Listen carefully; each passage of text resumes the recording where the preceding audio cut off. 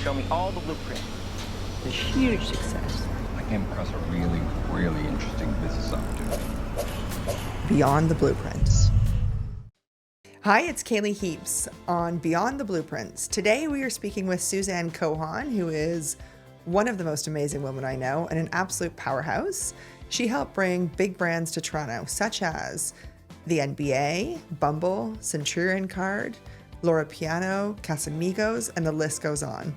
Not only is she an amazing businesswoman, she's also a philanthropist and an incredible human being, wife, mother, and friend. Suze, thank you so much for coming on this snowy Toronto day. Oh my God, I'm so excited to be here. I feel like I'm on Oprah. Like this, I was like counting down the minutes to come and see you. It would be fun if we both on Oprah. That's next time.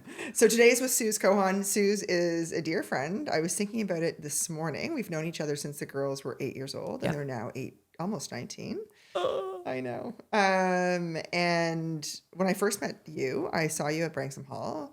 And I looked across at you and I thought, I can never speak to that woman. She's the most beautiful woman I've ever seen in my whole entire life. Oh, you think? Like, you are. And then I realized that over the years, not only are you like strikingly beautiful on the outside, but on the inside, and no one ever speaks poorly of you, which is really rare for a beautiful woman. we can do this again tomorrow, right? Let's do it every morning.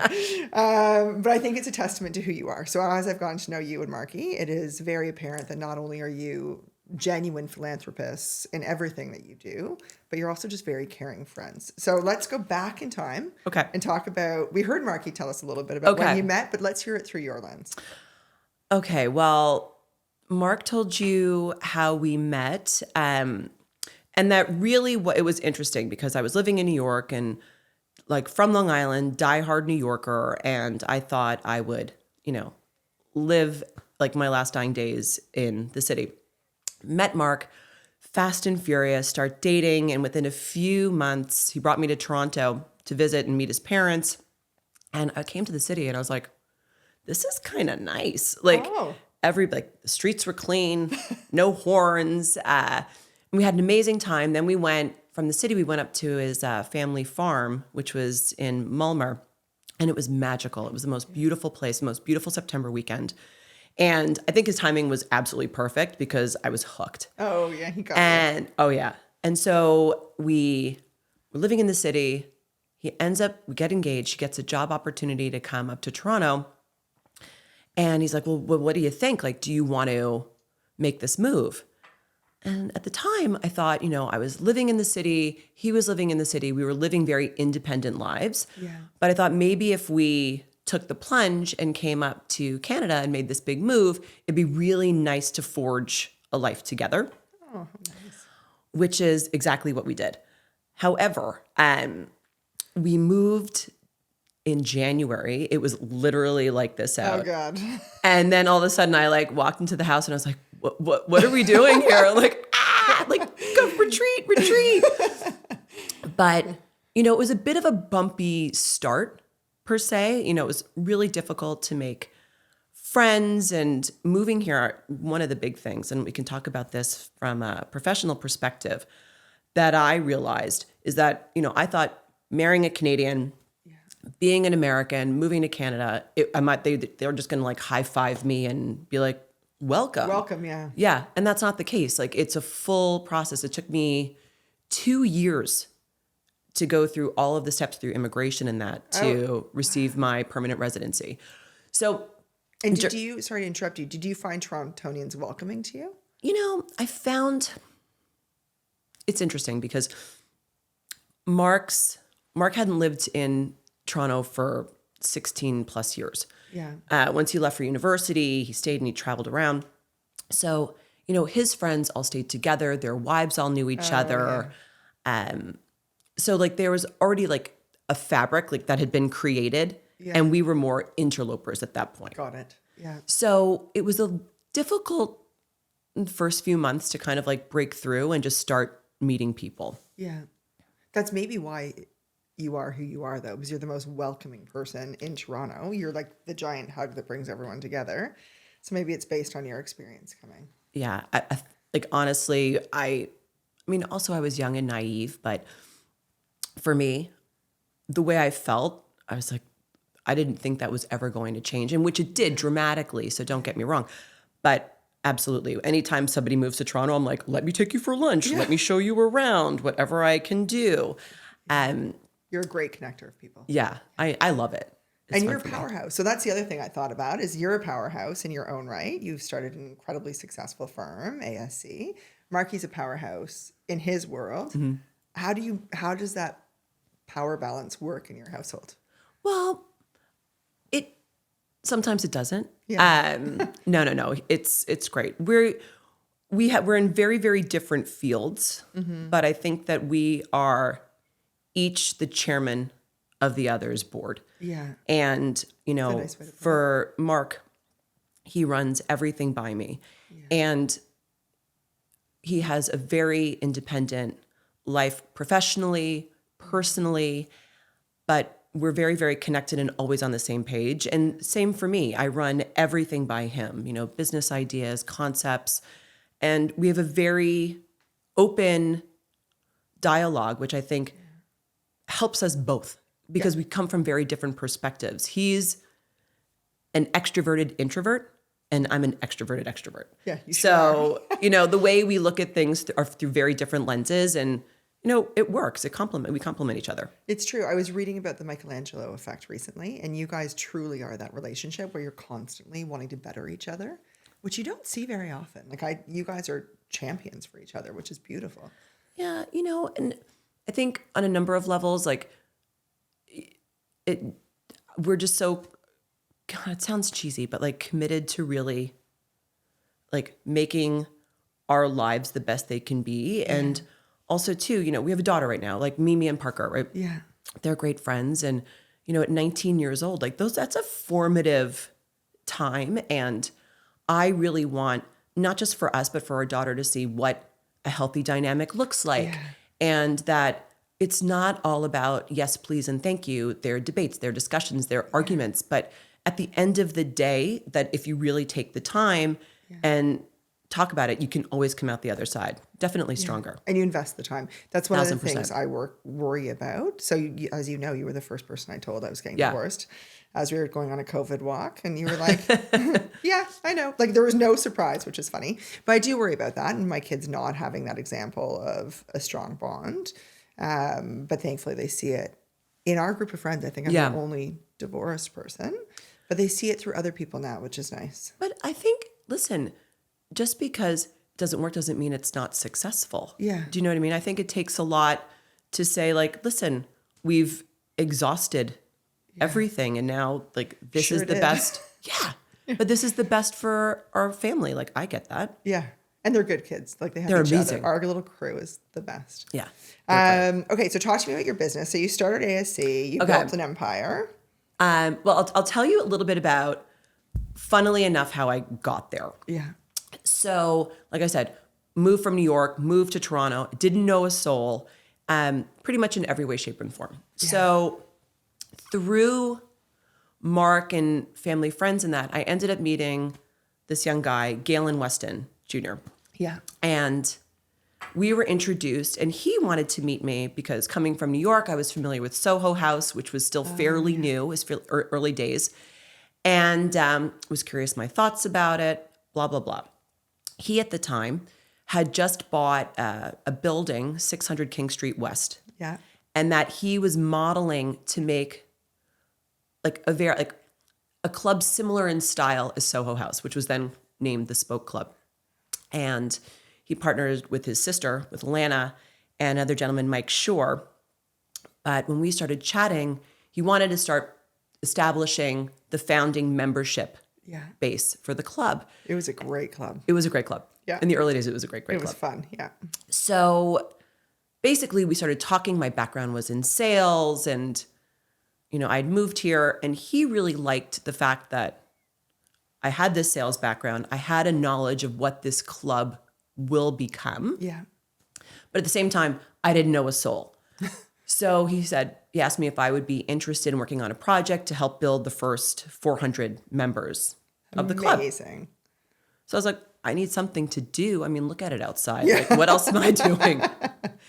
So he basically hands me this Rolodex And I literally start like dialing for dollars. That is awesome. Yeah. But lo and behold, I didn't realize the names on the Rolodex were probably some of the most powerful people in the entertainment industry, in publishing, and advertising, in the creative arts community. And I would just call them. I'm like, hey, this is Suzanne Cohon calling. And they'd be like, who? What? Who are you? And I'm like, yeah, I'm working with Galen and Mike Shore, and we're starting this club. And anyway, we would bring people in and introduce them to the concept of the club and what it was going to be. And, you know, about 8 months later, when we had reached our membership targets and that, I realized all of a sudden I had forged relationships with some spectacular movers and shakers in this city. Yeah. And I wasn't asking anything from them. I was introducing them to a concept, something that was new, something that was coming out of the UK, something that was coming out of the US that I think would have been like, and I truly believed it was create a dynamic energy. You're offering them something, Yes. in my opinion, not selling them something. So that was great. So that's part one. Yeah. So then part two is during this process, Galen tells me that he got engaged. Oh, Yeah. fun. And I was like, oh my God, that's so exciting. Da, da, da, da. And his fiance from Toronto, but was living in New York. She's working at Calvin Klein, and comes up and is, you know, they're planning their wedding. She's moving back to Toronto. But interestingly enough, like me, differently, she's from Toronto, but she had been away for a long time. Yeah. And was also struggling about reintegrating Oh. back after her time at university and professionally. So Galen and Mark were like, well, why don't you guys just do something together? I actually didn't know this. Yeah. You two work together. Yeah.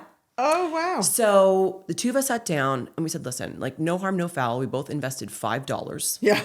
each, literally $5 each share of the company. And then we started ASC. And ASC was built on the fact that she was in traditional PR and communications at Calvin. Yeah. And I had the sales background. So we thought we'd really complement each other. Yeah. And the name ASC was Alexandra Schmidt. Yes. And then the S was for Suzanne Cohon. Oh, I love it. And that was it. Now I feel like it's always Suze Cohon. But and that's basically, it was a handshake and we said, we'll just do it and run with it and you guys see have where had it takes such us. complementary personalities Yeah, too. I she's know extraordinary. you way more than I know her, but she's a lovely, lovely person. Oh, that's fun. Yeah, and we had so much fun together. And it was interesting for me, based on my own experience and moving to Toronto and having this very laissez-faire attitude about just crossing the border and thinking that everything was going to be as it was the day before. Yeah. When we started this business, I really started looking around. I started looking at brands, position, companies entering the marketplace, and they all had this laissez-faire attitude. Interesting. And I realized, quite frankly, it's pretty offensive, if you ask me. Yeah. And so one part of our arm was creating a distinct curated voice for international brands to enter the market. Yeah.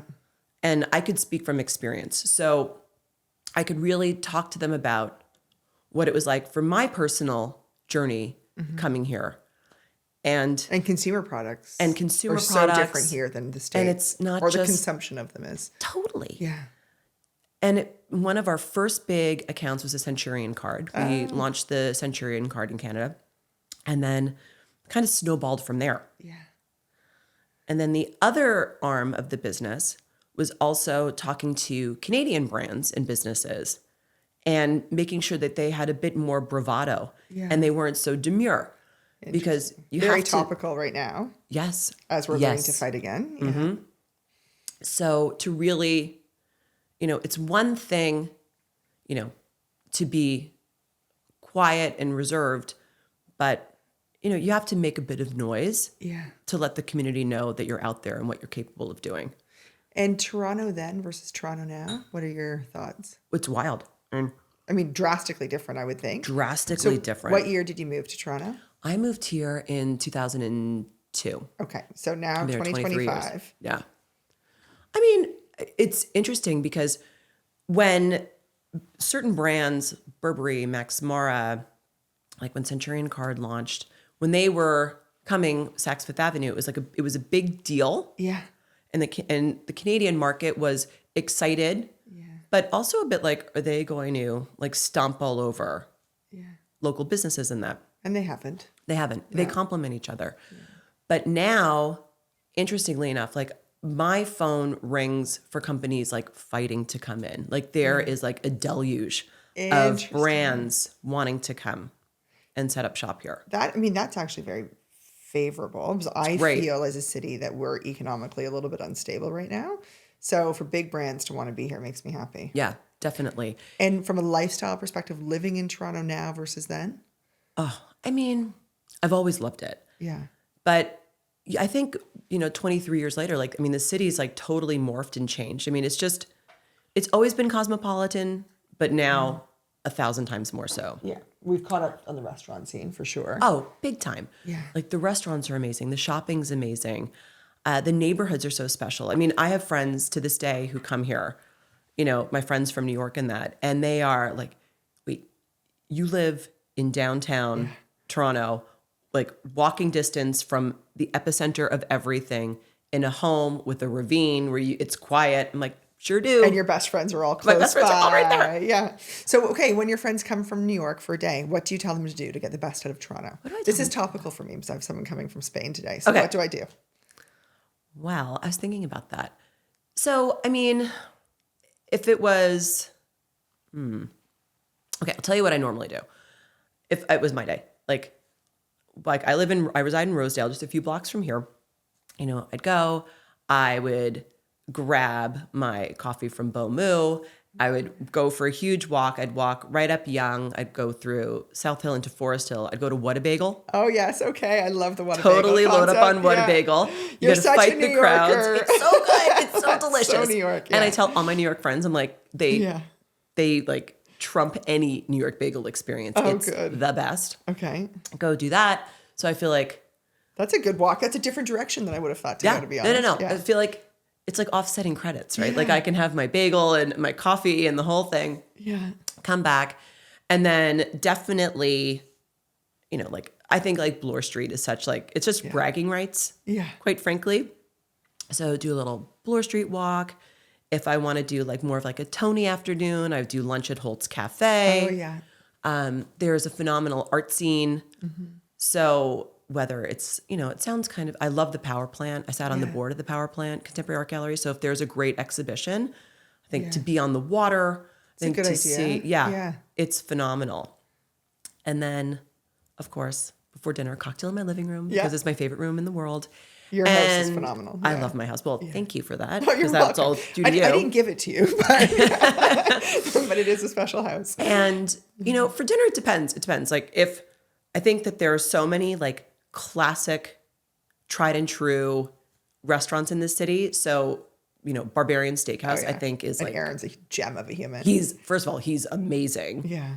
And I just love it there. I love the ambiance. It's just got a certain vibe that everybody falls in love with. We should do our next girls' dinner there. We totally should. In the cellar. Yeah. It's the best. Yeah. I've done countless, I'm sure. From what I can recall, they were amazing. So like Barbarians, I love a Soto Soto. Like Soto Soto always cracks me up because the owners there were always so wonderful to my in-laws. Oh, of course, but they were neighbors almost. Neighbors, yeah. It was like their kitchen. And so I just feel tremendous gratitude that they always looked after them. And the food's exceptional. And Italian hospitality. Oh, it's the best. Yeah. And I'm half Italian, so it's like my people. Yeah. And, but I also think like all over the city, it's spectacular. Like we've done so many phenomenal like openings and launches and celebratory dinners. Like we've taken over, we've done things at, Giulietta, Julia, Prime Seafood. Oh yeah, all great places. Like I love phenomenal. Julia. I think Austria Julia is like Yeah. my go-to. So like the opportunities are boundless. So I can pretty much curate something based on who's coming. And you're really good at putting people together. Yeah. That's the other thing I really appreciate is when I got divorced, you fall off the invite list because people only want even numbers. And you were always like, forget it. You're just No, it's coming ridiculous. on your own. Yeah. So stupid. Like you want all the people you love spending time with in the same room. Like, Yeah. so to me, I think that's so dumb. I know, no, but you were great about it. So thank you for that. Okay, so let's move on to your philanthropic efforts, because you and Marky are known in our city for being incredibly generous, not just with your resources, but also with your time and leading by example, being very involved. So talk about some of the charities that you're most proud of. I know you've been involved with Sunnybrook, Yep. Power Plant. The list goes on. So both of my in-laws were extremely charitable. So my father-in-law founded Ronald McDonald House Charities in Canada and in Russia. And my mother-in-law was very, very involved with Variety Village. Oh, I didn't know that. So from, the first days of, moving here, it was something that was constantly a topic of discussion amongst us as a family. So, and I was very curious. So Mark was, of course, like always very engaged, very curious. Yeah. And together we started thinking about things that were interesting and where we could make some impact and make a difference. So through my involvement with the Spoke Club, I met, at time, like the curator and the director of the power plant. I really thought what they were doing was so interesting. And for Toronto, it was very fresh. Oh man, it was so fresh and it was cool and dynamic. And they had their big event called the Powerball. Yeah. Did you chair that? Yeah, twice. Oh, fun. It was so much fun. Yeah. But it was fun. And I remember going as a guest to it, and I thought, what an amazing way to introduce the next generation and get them engaged and excited about the contemporary art world. Yeah. And art can be really intimidating for people. So to do it in a way where it's fun and approachable is great. And the director at the time, Wayne Bayerwalt, like he was up for anything because he was so passionate about the work that he was doing and bringing these exhibitions into Toronto that I had to like be there to support him wherever I could. Amazing. So I sat on the board there for several years, and I chaired their big event twice. But then, so now flash forward, I'm not such like a hip youngin' anymore, and I'm expecting our daughter, and I'm pregnant, and I had an amazing pregnancy. I had an amazing delivery. I had an amazing OB. And at the time, Sunnybrook, my daughter was born at Women's College, but Sunnybrook was developing their big neonatal, their whole labor and delivery ward. Yeah. And our physician was involved, Dr. Arthur Zaltz, with the establishing this new facility, and asked if we would want to be involved.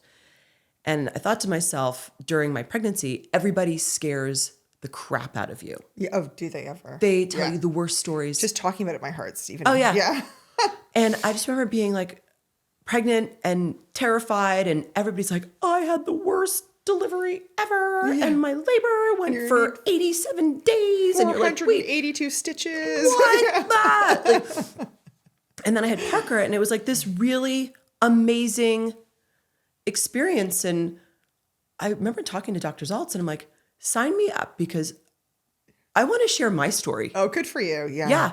And you shouldn't be scared. Yeah. And you shouldn't be freaked out. And, like it's one of the most exciting, momentous times of your life. Yeah. And if we can create something and give a little piece of that to expecting families, then to me, my work is done. So we created a neonatal, a NICU and a birthing suite in Sunnybrook. Yeah. That's amazing. I mean, you think about women giving birth in caves hundreds of years ago. Yeah. So no, we've come a long way. We've made some progress. There's still a long way to go, but we're getting there. Yeah. Oh, that's a generous thing to do. Yeah. Mimi was born, all of my kids were born at Mount Sinai, but I've been to see the Sunnybrook. Yeah, it's pretty special. It's amazing. Yeah. And it is really funny. Every once in a blue moon, I'll get a text and it'll be a photograph of like the room. How nice. And I'm like, oh my God, it's still there. Yay. And someone I know just brought life into the world in that room. Oh, that's nice. Yeah, it's pretty wild. Okay, so you do Power Plant, Sunnybrook. I know there's more. And then through my father-in-law, Ronald McDonald House Charities. Yeah. Which was amazing and something we're still very involved with. Very impactful. Ontario Science Center. Okay. So now what's happening at the Science Center? I don't know. This is so Mark was the chair for years. Yeah. And like that closure was devastating And instantaneous. Yeah. So I know that they're working, I can't speak too much to it, on a new location and reestablishing it, but that was a really special place. I spent hours there with my kids. And especially when you have, a young toddler or someone in elementary school and you want some, no, I'm good actually, I'm good. Okay.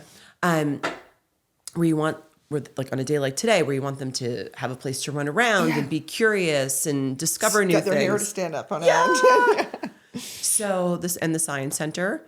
So those are the major things I think that we've been involved with over the years. Yeah, those are all great initiatives. Yeah, now it's kind of thinking about what's next, because I kind of feel that with each, kind of component of our lives, pre-daughter, pregnant with daughter, like legacy. Launch daughter. Now what? I know it's these chapters that we live in are so interesting. And I'd say the other thing about your generous spirit, and I'd say this about both of our girls, is they're also very generous with their time and try and be involved in charitable initiatives. And I don't think it's because they're forced to through their volunteer hours. I think they actually care. They really care. And I think both of our girls are very empathetic. They are, yeah. And, one of the organizations that Parker's very involved with, and she's involved with it now living in Miami, is Relay for Life. Okay. Which I think was something that was very impactful for her. One of her very, very close friends lost their mother to cancer. And so she's been doing Relay for Life for years. Yeah. And I just think it's just such a great value to instill in our children at an early age. Yeah. Well, you were so supportive of Mimi's event for Campfire Circle. It was amazing. Yeah. It's just so nice that our girls have this in them. Okay. So we're talking about chapters in our life. Yep. I think that we're both at an interesting point. You're maybe a little bit further along because Parker's already in the States and you have a history there. Mm-hmm. But when you say you want an exceptional life, which we all do, and I think we're much more focused on that, and you're at this stage of your life, what brings you joy? Is it travel? Is it friends? So what's your sort of ideal year look like? An ideal year. Or day or month or whatever. So my friends here in Toronto are my family. Yeah. We spent Christmas Eve together. Yeah. And Christmas Day. And Christmas Day. That was a really fun Christmas That was Day. fun. So like spending time with my friends brings me utmost joy. It's like the most fulfilling time I can spend. Agreed. Yeah. And I love spending time with Mark and our daughter, and I covet the time because now it's few and far between the time that I get together, just the three of us. Yeah. It's funny. The girls are, Mimi's slowly. I know. I mean, it's a funny feeling. And I go back and forth, but I keep telling myself, I'm like, you have to give Parker space. You have to give Parker space. You have to give Parker space. I just want to lie on Mimi like a blanket when she comes home and she's not so keen. When we go down to Florida, I'm like, I can come to Miami. Do you want to go shopping? Do you want to go for lunch? And she's like, no. I would like you to stay in Toronto. FaceTime me. But ideal time, I mean, it kind of ebbs and flows. I think like time like this to me is like a phenomenal way to spend my time. Mm-hmm. Right? It's fun. We could do this all day. I know. But it kind of bounces back and forth. I do love working. I do love having my independence, both personally in my household, but also financially. Let's be open. You've always been a powerhouse in your own right. You haven't needed. You and I are the same. I've never relied on someone else's financial resources. No, I believe in financial independence. I think it's something that I really work to instill and show to our daughter. Yeah. Just how important it is once you have your own money, you make your decisions because these are the decisions you want to make. Yeah, it's called freedom. It's freedom. You're not forced to make them. You're not making them for any, duplicitous reasons. It's all on you, which is great. My YPO group recently asked in our forum, what are you most grateful for? And, there's obviously the typical answers you expect, but the first word that came to my mind was freedom. Yeah. I've lived a life where I don't have to ask permission from anyone to do anything. I try and live in a way that's respectful of other people, but it's a beautiful thing. I hope our girls have that. Yeah, they definitely will. Yeah. I think it's like one of those things. I hope it's somewhat genetic and is just carried through the line. Yeah, but they see it through example. Yeah. And travel. You guys do some great travel. Yeah, we travel a lot. Yeah. And that's funny. It's funny. It's something that really didn't start until just before I met Mark. I mean, I didn't get my passport until I was 26. Isn't that something? I didn't get a cell phone crazy. until I was 21. So No, I mean, I went to the Caribbean when you could still go there with just a birth certificate. do you remember smoking on airplanes? You'd get it as Oh my God. airplane. You'd be seated in the smoking section next to the non-smoking person. It's like, crazy. Yeah. But Mark has such a passion for travel and exploring the world. Like pretty much from the day we got married, he's like, okay, that's it. Where are we going? What are we doing? Isn't that fun? Let's check things out. And as soon as we started doing it together, I was hooked. Yeah. And then You guys would make great travel partners. You're both active and interested. And we have so much fun. And then with Parker, when she was 3 months old, we're like, that's it. Pack her up, take her around. yeah. Because you have all these, you hear stories being like, oh, it's so much work, da da da. I said, you just got to rip off the Band-Aid It's a and go mindset. for it. It's a mindset. I find that humans in general try and look for the negative in everything they do. And if Yeah, you can no. just not do that and just embody happiness and not anything else, travel is a gift. Like an absolute. I used to travel with my 3 kids under 4 Yeah. all the time. I mean, no big deal. It depends on how you look at it, right? You Yeah. can look at it as a hassle and a pain in the neck, or you can look at it as an amazing opportunity. And that's what Mark and I always did. We're like, we're discovering this together. And now, all these years later, our daughter is going to be 19, and she's curious about the world. She's doing international relations. She's majoring in sustainable development. Good for her. And she looks at everything through just like a very global lens. Yeah. And she's curious. And it's not just about, where we're staying. She's curious about the people, the social dynamics, the climate. Like, She's a brilliant human being. I She's- absolutely adore Parker. she's so great. She's fabulous. She's my favorite human ever. Yeah, she's like Yeah, unbelievable. I did such a good job. You did a really good job. You did. I'm great. Your greatest accomplishment so far. Yeah, she's amazing. She is amazing, though. Like, I love her. What advice, if you could go back and talk to Suze, let's say at any age before 18, what advice would you give yourself? Oh my gosh. Advice.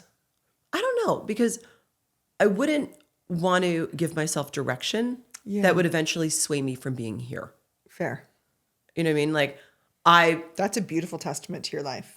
I made a million mistakes. I dated a ton of lemons. Didn't we all? Yeah. Oh, but it all kind of led me to where I am today, to sitting right here in this chair, right? So I think just constantly, like, just to keep pushing and not to be timid. I don't think I ever really was. Just keep an open mind. Open mind.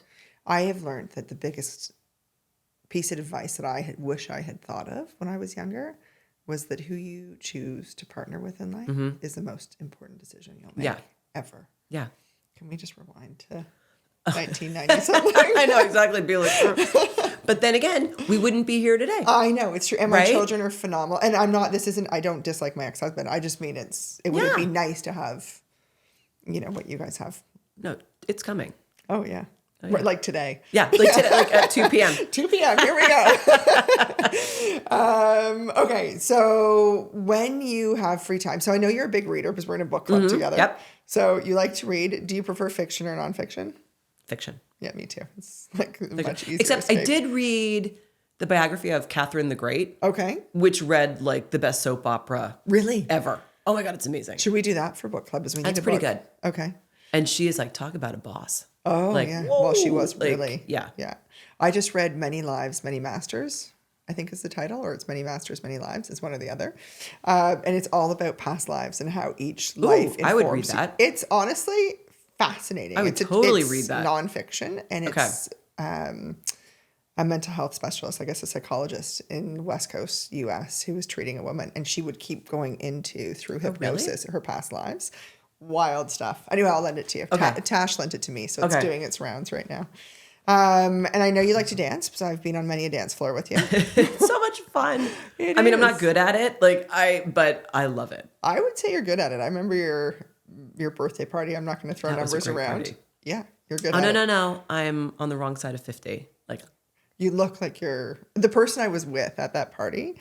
described you as the hottest 50-year-old he'd ever seen. And I was like, Yes. of course she is. Tell Mark. Inside and outside. Like, tell my husband. He keeps telling me that he's like ready to retire me and like swap me out for a new model. I Well, was like, good luck finding a better model, Yeah, Marky. exactly. Yeah, you know what? You can swap him out too for a younger model. Exactly. He's Trust turning me. 60. I guarantee. Is he turning 60? Well, he's turning 59, but I like to round up. Yeah, I like to round up too. Actually, my kid's dad's turning 59 this year. I didn't know they're the crazy. same age as I'm each like, other. oh my God, I'm married to a 59-year-old. I'm like, oh, Oh, God. I like the reverse aging approach to life. I got to do that. Maybe Yeah. we'll do that next. I know. In our next life, after you Yeah. read this book. Okay, so I've been given rapid fire questions. Okay, Are you yay. ready? Yes. These will be, and I have to read these because I'm not like a great person at memorizing things. Here we go. Okay. The biggest PR mistake brands make is? Just assuming that the way they came out of wherever they originated is just the way to come into this market. So not customizing approach. Not customizing. It needs to be curated 1,000 gajillion trillion %. Yeah, I think that's a very common mistake, actually. Yep. Okay, next. The number one way to make your brand stand out in Canada is to hire Suzanne Cohon? Yeah, to hire Suzanne. She's a Muslim. No, I think to really take the time to understand your market, and on two levels, on a provincial level, Yeah. but then on a federal level, of course, like on the grand scale of Canada, but then market to market to market, right? Because, kind of like the way you look at the US, like, a New Yorker versus someone from Los Angeles, Yeah.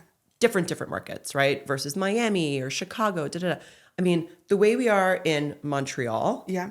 is a completely different entity than the way we are in Toronto. And much than- smaller, no? smaller, but also just completely different. There's so many different nuances. Okay. And for any brand, I think you really have to take the time and you got to slow down a minute and Yeah. just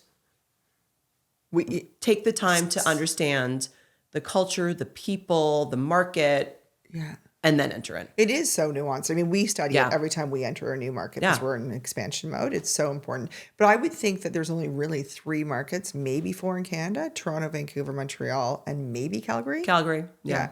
Because of the oil money. Those are the big ones that we always go after. And Muskoka is its own market. That's a And separate. then Muskoka, it's a little microcosm. Yeah, microcosm, but big money. Yeah. Like for brands to get in there. And also it's interesting. It's funny. Every time I talk about, doing any sort of extension of programming, or I always talk about Muskoka because, you have this faction of individuals from all over, right? Yeah. They're from all over Canada. They're from all over Ontario. They're from the States. There's a huge LA contingent. Yeah. And they all come up to this little area. It's surrounded wild when by you think lakes. about it. Yes. And they're there like for 8 weeks Yeah. with very little going on other than, all the amazing things that make Muskoka. Yeah. But it's kind of like fish in a barrel. Like, Yeah. I'm like, do an experience, do a pop-up, create something here because is. people are looking for something to do and something innovative. Is that your favorite place in the world?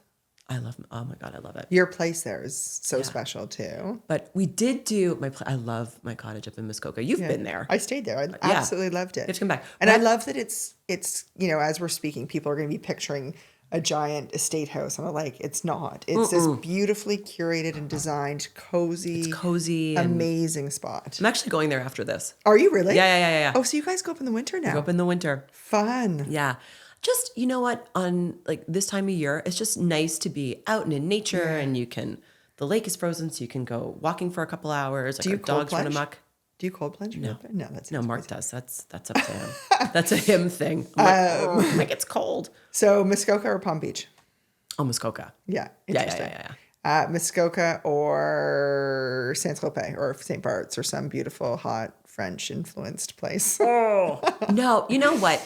I guess the thing about Muskoka, which is so unique, is that there's nothing more fun than literally like going down to your boathouse, hopping in your boat and zipping around to see All your your friends are there, friends. yeah. And it's just so unique. And we've traveled all over, and St. Bart's is so special and so much fun. Like, Yeah. I love St. Bart's, don't get me wrong. Yeah.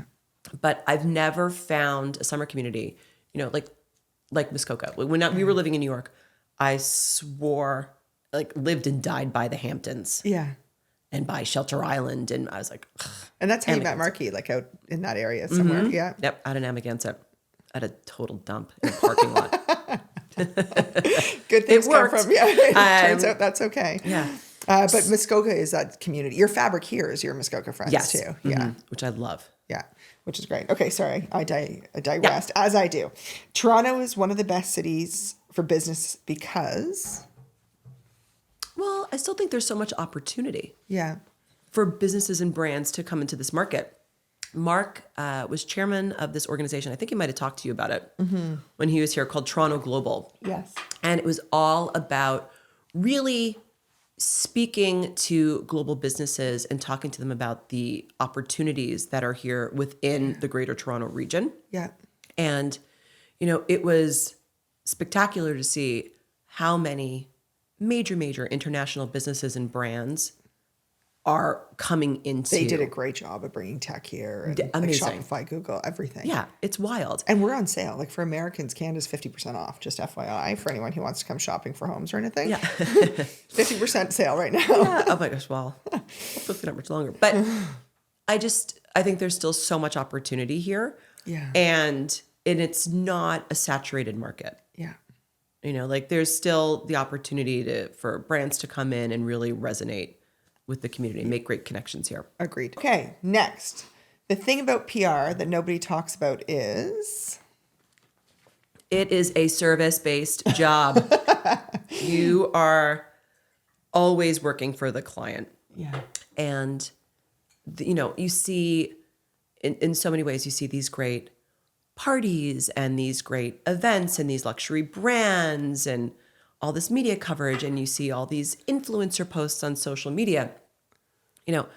There's a haggard 51-year-old woman wearing her sweatpants with the unicorn bun, just typing away on her computer trying to make this all happen. So, And you always make it happen, though. I think that's the other thing. It really taught me to not take no for an answer. Yeah. But I think that's it. Like, don't look behind the curtain. Yeah. Don't look. You will be grossly disappointed. And it's always fun when people say, oh, you're an entrepreneur, you get to control your own hours. Like, actually, Sure. 700 other people control my hours. You sure do. Yeah. Yeah. That's why I work 70 hours a week, Yeah, just great. for fun. Okay, giving back is a core part of my business philosophy because... Because I feel like giving back because, especially being here, like, I've been given so much. Yeah, immense blessings. Right? Yeah. And from a personal perspective, from a professional perspective, you can't just take. No. What a horrible way to live. Yeah. Yeah. No. And so for me, it's my way of showing my immense appreciation for everything That's nice. that I've been given over these past 23 years. You've worked hard and yes, you've had some good luck along the way. Now, is there anything we haven't talked about that you want to talk about? What have we not Should we talk about our horoscopes? Or I know, exactly. I was thinking about it. So I'm What like, is your birth sign? I'm not going to get all weird. I I'm don't a know. Scorpio. Oh, you are a Scorpio. Yeah, Interesting. I have a horrible temper. I actually realized that like the road rage is still in me driving here today. I'm going to send you a really good reel about this that someone sent me because when I'm in the car, I'm the least patient person in the world. I do have to tell you a funny story because you'll appreciate this more than anybody. So when Mark and I first moved here, our first house was on Dale Avenue. Yes. Okay. And so I had to go through the rigmarole of getting all of like my social insurance number and blah, blah, blah, blah, blah. So I'm at the office getting my social insurance number and I'm missing one random document, Yeah. of course. But the woman was extremely gracious. She's like, listen, Oh, that's nice. here's this piece of paper. If you can get back here within 30 minutes, I'll reserve your spot. You can come right back and pick up where you left off. I was like, okay, Perfect. good. So I drive home, pull in front of my house. I'm running up the stairs. And as I'm running up the stairs, a moving van Oh, no. comes in the opposite way and seals The entire street off. shut. Yeah. Right. I have 30 minutes. I have to grab this one document. Now this is all happening. This courier comes in this beaten up minivan and he starts leaning on his horn and he's like, move your car. And he's yelling at me. And I'm like, I just need a minute. I just have to get one thing Da-da-da. And he's like, move your car. Oh my God. And then he leans in again. He's like, you stupid effing bee. Oh. And all of a sudden, I was like, F it. Yeah. He started backing up. I got in my car and I love chased it. him. I love it all so around much. Jamestown. I was like leaning on the gas. I was leaning on my horn. Oh, that's so good. I totally missed the appointment. Yeah, that's and okay. finally, this guy was like, pulls over. He's like, you are very crazy. You are a very crazy lady. And I'm like, you know what, buddy? I just moved here. Yeah. I don't have a job. I don't have anything going on. I don't know anybody. I can do this all day I long. love it so much. I can totally see you doing it too. That's the best part. Well, he learned his lesson that Yeah, day. I mean, I hope so. I mean, I had to get back on another 4-hour line, but Do you learn a lesson that day? it was so worth it. I mean, it is worth it in those moments. I do think I believe Mark called me when this was all happening. Oh, no. And I was like, I can't talk right now. I'm chasing somebody down Sherborne. And he's like, what? Who is this woman? Who is this crazy lady? Like, oh my God. Yeah. We have to do it though. Like there are moments where that white male entitled, I don't know if he was white, not white, whatever, but that white male I was mansplained something last week when I had my team away. And it is a miracle that man is still alive. Yeah. I was right up Oh in my his God. I wish I face. would have been there. Probably we would have would've- had some significant injuries. Yeah, it was really fun. Anyway, okay, so that's it for today. Oh my God. This You're was so the much fun. I best. loved it. Thank you for coming. I and loved it. I Thank think you. we should submit the tape to Oprah and see if we can get on there. Can you imagine? It'd be so fun. I'd be like, But thank you. I know, doing our little chat. Oh my God. We're like the next View. Like that's us. We can start one in Toronto. Oh yeah, we totally can. Okay. Thank you, Suze.